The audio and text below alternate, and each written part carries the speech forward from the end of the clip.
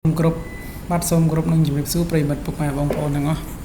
ដែលស្ថិតនៅក្នុងបណ្ដាញសង្គម YouTube បាទសូមស្វាគមន៍មកកាន់ YouTube HD Channel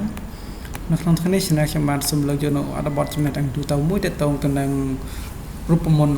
ធម្មជាតិព្យាបាលការចុកក្តៅចុងដង្ហើមឬពិបាករំលាយអាហារបាទ English inside អូខេមានភាសាអង់គ្លេសខាងក្នុងទៀតសូមប្រិយមិត្តបងប្អូនតាមដានទស្សនាជាមួយខ្ញុំបាទទាំងអស់គ្នាអូខេការចុកច្អល់ក្តៅក្នុងចុងដង្ហើមឬពិបាករំលាយអាហារជាមូលហេតុទូទៅដែលធ្វើឲ្យយើងមានអារម្មណ៍ថាក្តៅនិងឈឺក្នុងទ្រូងរោគសញ្ញាច្អល់ពោះចុកដង្ហើមឬពិបាករំលាយអាហារមានដូចជាមានរសជាតិជូរនៅក្នុងមាត់ក្អួតអកស្ងួតស្អាកកបាទឈឺពិបាកលេបខាងក្រោមជារមន្តធម្មជាតិបាទជារមន្តជាតិសម្រាប់ព្យាបាលជំងឺចុកច្អល់ក្តៅក្នុងចុងដង្ហើមឬពិបាករំលាយអាហារគ្រឿងផ្សំមានដូចជា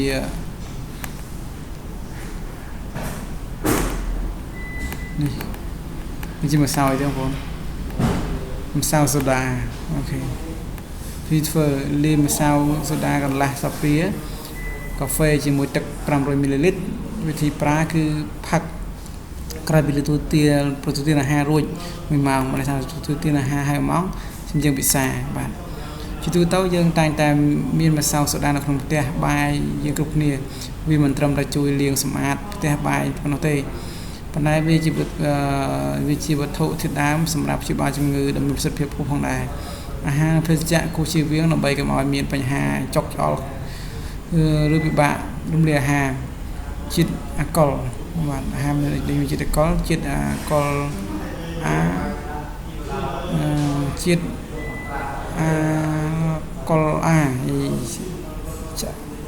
ឆ្អឹងកងបំពង់កមិនសូវដំណើរការបាទចឹងកាហ្វេទឹកក្រូចឬផ្លែឈើមានជីវជាតិអាស៊ីតផ្សេងទៀតអាចធ្វើឲ្យកាន់ឲ្យអាការៈក្រហាយចុកក្នុងទ្រូងចុកកាន់តែធ្ងន់ធ្ងរបាទមួយទៀតគឺអាហារដែលមានរសជាតិខ្លាញ់អាហារបំពងនិងផ្លែឈើដែលមានជាតិអាស៊ីតមួយចំនួនក្រូចប៉េងប៉ោះឬក៏ដូចជាចំណីអាហារហើរដែលអាចបណ្ដាលឲ្យលោកអ្នកចុកច្អល់ក្តៅក្នុងចុងដង្ហើមឬពិបាករំលាយអាហារផងដែរបាទមួយទៀតគឺទាក់ទងទៅនឹងកំណត់ចំណាំបាទខ្ញុំបាទសូមចែករំលែកវិធីសាស្ត្រនេះសម្រាប់ព័ត៌មានអំពីចំណេះដឹងសូមពិនិត្យនឹងគ្រូជាមួយជាបណ្ឌិតលោកគ្រូជំនាញឲ្យបានច្បាស់មុននឹងអត់របៀបមុនសិនមុននឹងប្រើវិធីសាស្ត្រនេះបាទហើយវិធីនេះអាចប្រើសាកល្បងនៅពេលដែលអ្នកមានជំនួសផ្សេងបាទ English version the one is the people who know English and they are not Cambodian you can choose this way to cure your body and the first one like natural home remedies for here turned to in this season in design center I'm not sure because the capital letter is very hard to read. Heartburn is the moment cause of burning sensation in the chest and chest pain.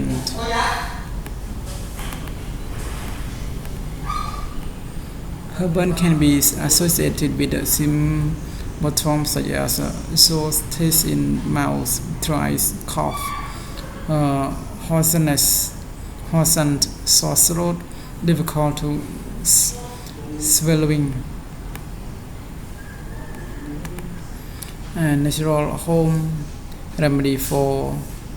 heartburn for indigestion ingredient like baking soda. Instruction: mix half a teaspoon teaspoon of baking soda to 500 milliliters of water. Degas drink 1 hour after eating. Food and beverage to avoid, something that we should avoid to drink or to eat. There are alcohol. Alcohol can relax the lowers esophageal pincher, and coffee, orange, and acidic juice are some of the beverage that can worsen or trigger heartburn. Okay, tasty food, fried food, and some acidic food, orange, tomatoes as well. Spicy food can cause heartburn as well. And I'm sharing this for knowledge and information only. Please